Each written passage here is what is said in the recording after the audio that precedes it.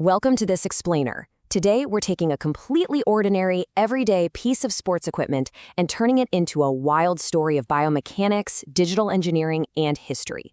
We're diving deep into the evolution of the football boot.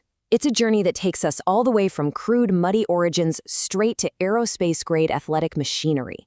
And honestly, it perfectly shows how technological innovation can fundamentally change the very way a sport is played. Okay, let's jump right into the deep end with a pretty stark contrast. Just picture the 19th century. Heavy, completely waterlogged leather boots that literally just had simple nails hammered into the bottom. Now compare that to the modern era. We're talking lightweight, seamless synthetic polymers, biomechanically optimized studs, and embedded microsensors. How on earth did we get from point A to point B?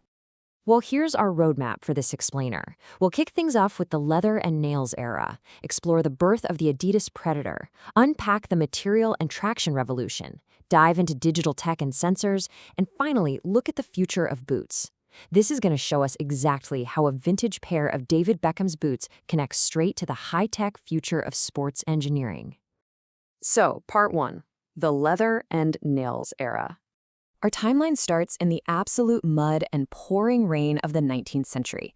Back then, pitches were incredibly rough, and according to reviews from the Didactic Journal, boots were basically just survival gear.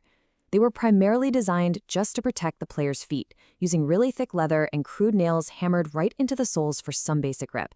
But here's the glaring problem. Natural leather absorbs moisture like an absolute sponge. Imagine trying to run sprints with 2 heavy bricks strapped to your feet.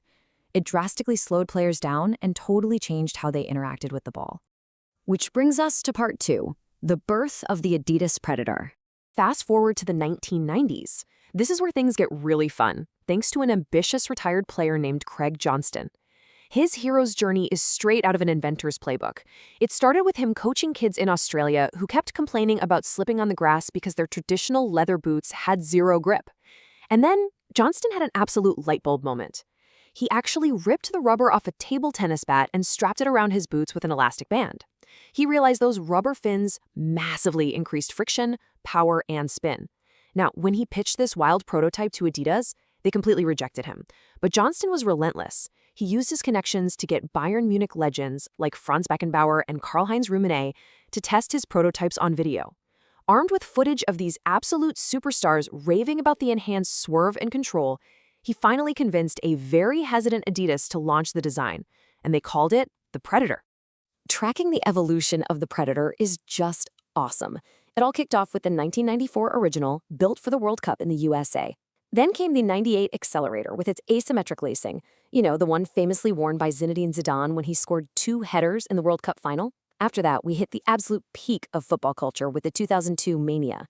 Worn by David Beckham, this one had that iconic fold-over tongue and the elastic strap. By the time we hit the 2012 Lethal Zones, the boot had radically shifted to much lighter synthetic materials, featuring distinct zones engineered specifically for passing, dribbling, and striking. Moving right along to part 3, the material and traction revolution. Justin's wild idea literally kicked off an arms race in traction and material science.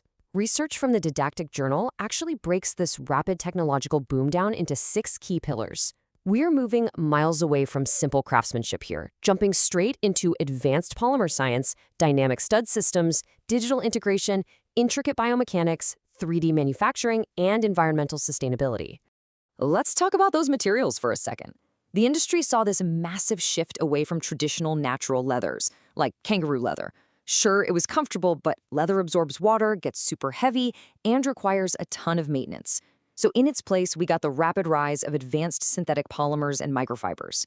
These new materials, especially those incredibly cool seamless knit constructions, they offer unbelievable durability, a totally lightweight feel, and full weather resistance.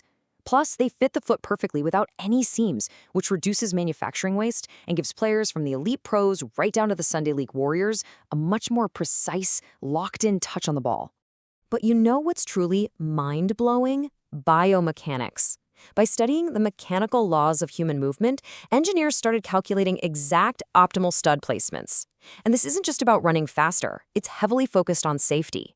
By optimizing exactly how pressure is distributed across the sole of the foot, these biomechanical designs actively help prevent devastating knee and ankle injuries, like ACL tears, which happen way too often during those rapid, twisting lateral movements on the pitch. So studs are no longer just random spikes hammered into a shoe. They're basically precision geometric tools engineered for specific interactions with the turf. Wedge-shaped studs, those are crafted to dig in for quick, explosive acceleration. Cone-shaped ones allow the foot to pivot safely, reducing that dangerous torque on your knees. And blade-shaped studs are fully optimized for transverse traction, giving players maximum stability when they suddenly change direction. All right, part 4, digital technology and sensors. Welcome to the modern era, where your boot transcends physical materials entirely and becomes a sophisticated data-gathering computer. Today's boots can actually feature embedded microsensors. These tiny little computers track everything, from a player's exact running technique and movement patterns to how their foot distributes pressure and even how they strike the ball. All of this crucial telemetric data is then transmitted wirelessly in real time to mobile apps used by coaches right on the sidelines. Plus, it's incredibly valuable for monitoring a player's rehab from an injury, making sure they're moving perfectly before they return to full play. And all this digital tech unlocks something straight out of sci-fi: mass customization. Brands aren't restricted to standard, off-the-shelf sizes anymore. They literally use 3D scanning to map the exact contours of a player's foot. Combine that with advanced gait analysis to understand exactly how they run, and then use additive manufacturing, basically 3D printing, to create a bespoke boot. It perfectly matches the unique anatomy of an individual player for an unprecedented, incredibly personalized fit. And finally, part 5, the future of football boots. So where do we go from here? Well, the next generation of the beautiful game isn't just about extracting more performance. It is heavily focused on protecting the planet. The industry is actively exploring bio-based materials to replace petroleum-based plastics, meaning you could very soon be wearing boots made of algae, fungi, or even agricultural waste. No way, right? They're also rolling out zero-water dyeing processes, using water-based adhesives, and setting up comprehensive take-back and recycling programs so these boots don't just end up sitting in a landfill at the end of the season. To wrap our heads around this whole journey, there's this great quote from researchers at the Didactic Journal. They state that football boots have transformed from merely foot protectors into high-tech equipment. And that hits the nail on the head. We've watched a simple leather shoe, designed just to keep a player's toes safe, evolve into an aerospace-grade piece of athletic machinery. Every single component, from the sustainable laces to the geometry of the studs, is now heavily researched and engineered. As we close out this explainer, I wanted to leave you with a bit of a provocative question. As we introduce real-time sensors, fully customized 3D printed fits, and biomechanically perfected traction, is the future of football going to be determined by the raw talent of the player or the engineering of the boot? It's definitely something fascinating to ponder the next time you sit down to watch a match. Thank you so much for joining me, and keep learning.